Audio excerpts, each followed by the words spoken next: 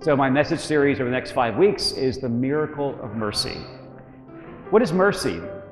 Let me give you an example of it. Okay, two boys grow up together. They're very good friends. They go to school together. They go to high school together. They both go to the same college together. When they graduate from college, one goes off to become a lawyer and a judge. The other goes off to become a criminal.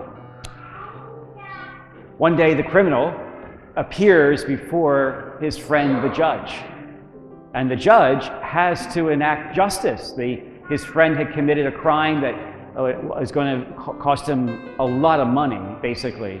And the judge, by obligation, by duty, has to exact justice. And he's going to. He says, here's the crime you committed, here's the money you need to pay.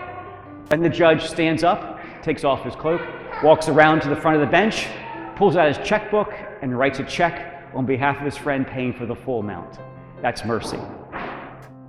Something that isn't earned, something that's not deserved, but is freely given.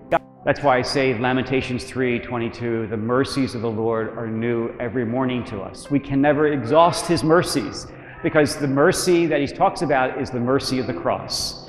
Genesis 2, God breathed his breath into our first parents, and it was the breath of God that brought forth life in our first parents.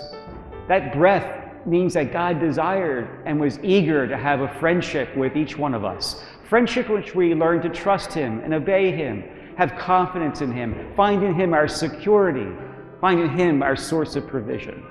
God made us for himself, and only he can fill that part of us that he made us for.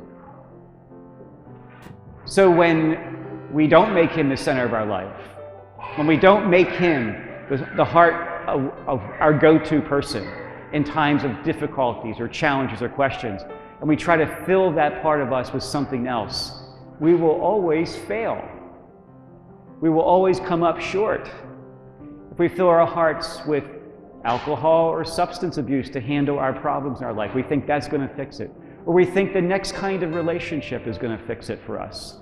Or we think that having power and status and influence will fix it for us. None of that will fix it. It will always leave us disappointed in some way. God made us for himself. That's what the breath means. Our first parents then were made perfect and beautiful. Actually, they were made in such a way that St. Catherine of Siena said that if you were to see them before they fell in the garden by sin, if you saw them before they sinned, you would fall down and worship them thinking they were God. That's how magnificent he made us.